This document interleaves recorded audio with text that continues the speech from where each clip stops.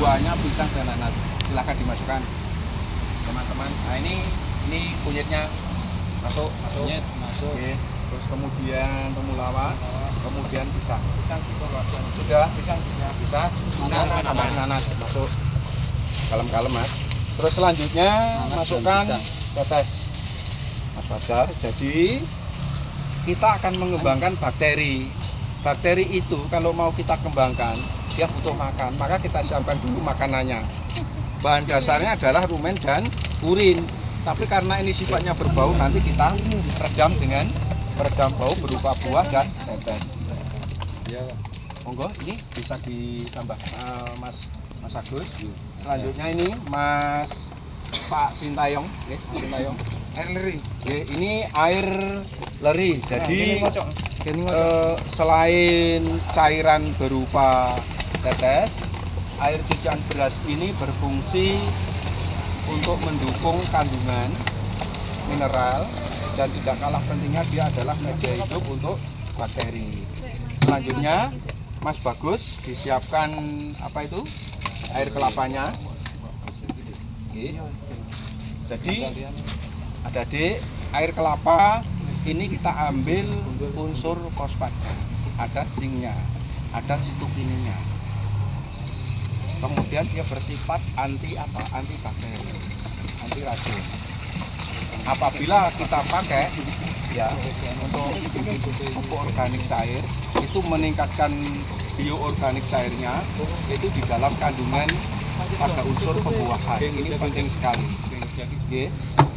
Oke, selanjutnya Mas Bagus, ini bonggol pisang dimasukkan.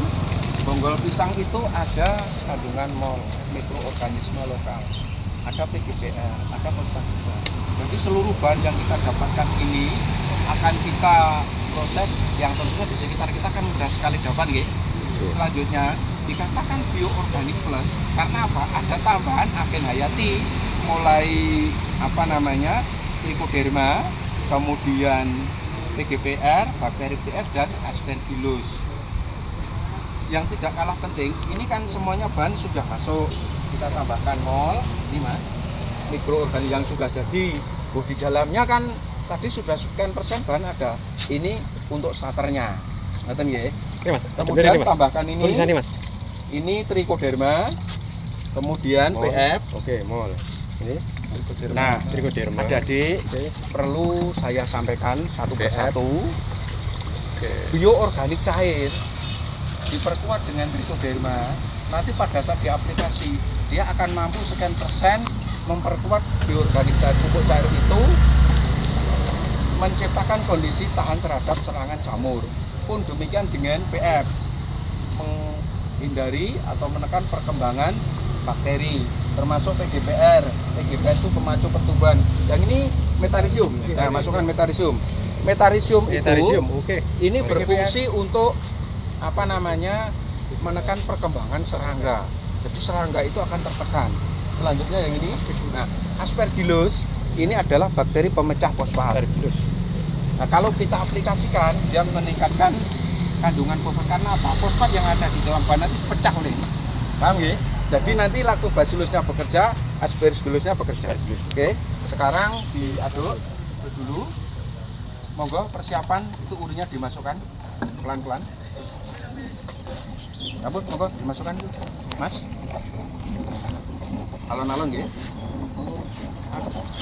Separuh Mas. Dalam? Enggak apa-apa. Masukkan dulu yang penting. Nggih, separuh enggak apa-apa. Kan mikir. Nggih. Pelan-pelan dulu, pelan-pelan dulu. Oke. Wah, tahan dulu. Sampun. Cukup. Selanjutnya ini yang terakhir. Nggih, rumen. Santen niki? Nggih, semuanya. Mboten diraduk lho, Pak. Apanya diraduk lho, tetap beraduk. Monggo, masukkan. Masukkan dulu sama kreseknya. Masuk biar Mbak tidak tekan. Nah, pelan, dah. Ini.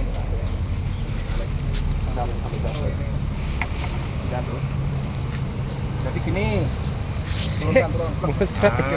Jadi gini. Adik-adik, bahan pembuatan bioorganik cair ini yang utamanya adalah rumen dan urin. Kenapa dimasukkan paling ke belakang? Karena dia bau. Tapi nanti setelah bercampur dengan bahan yang peredam bau tadi dan bakteri, starter dan seterusnya, nanti dia akan lambat laun, lama kelamaan nanti dia akan tidak berbau. Nanti baunya segar. Oke.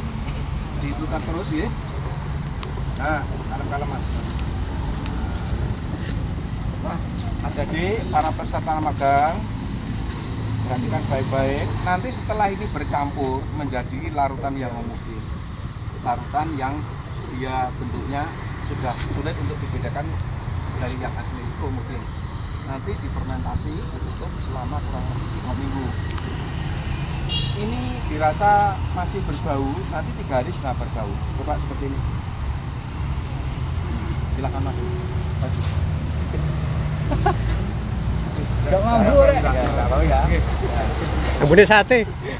Ya seperti itu, baunya kayak sate ya. Sate. Nanti Mas Fajar dicek 3 hari, baunya sudah tidak seperti ini. Ini masih awal.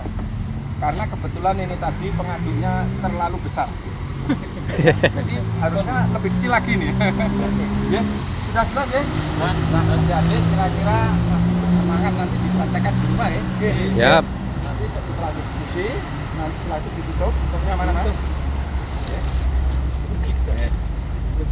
Nah, tutup seperti ini, ya. Kemudian diklem Mas. Nah, ini dikasih lubang untuk keluarnya gas. Untuk keluarnya gas. Ya. Ada air nggak Mas? Dikasih air sedikit.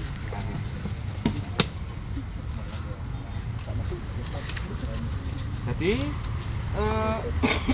gas yang di dalam ini nanti ketika bercampur dia akan panas. Oke, terjadi proses fermentasi untuk bakteri dekomposisi. Maka untuk mengurangi gas agar tidak mengantisipasi timbulnya ledakan, ini nanti dimasukkan ke dalam botol yang sudah diisi air. Kalau di situ terjadi gelembung atau sekian persen ada pergerakan air, berarti ada proses fermentasi. Oke, lama-lama berubah warna. Nah, nanti bisa dicek jarak 3 hari. Ini sudah tidak bau.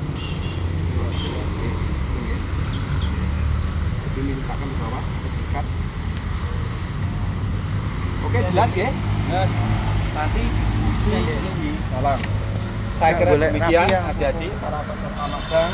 Mudah-mudahan sedikit informasi ini bisa bermanfaat dan kita lanjut dengan diskusi ya. Terima kasih. Assalamualaikum warahmatullahi wabarakatuh. Waalaikumsalam warahmatullahi wabarakatuh. Untuk kita semuanya. Oke, monggo sekarang kita masuk ke lokasi, kita diskusi. Simpel ya Mas ya pembuatan. Oke, masuk. Salah. Oke. Bentar. Sip. Cuma cara memasukkan tadi beberapa kita koreksi seperti ini. Cuma masukkan aja langsung ini, jadi tekanannya dia nggak begitu besar. Setelah masuk ini nggak seperti ini. Ini nanti dibuang ya, dibakar. Anda jangan jadikan tuh, di sini aja. Itu kan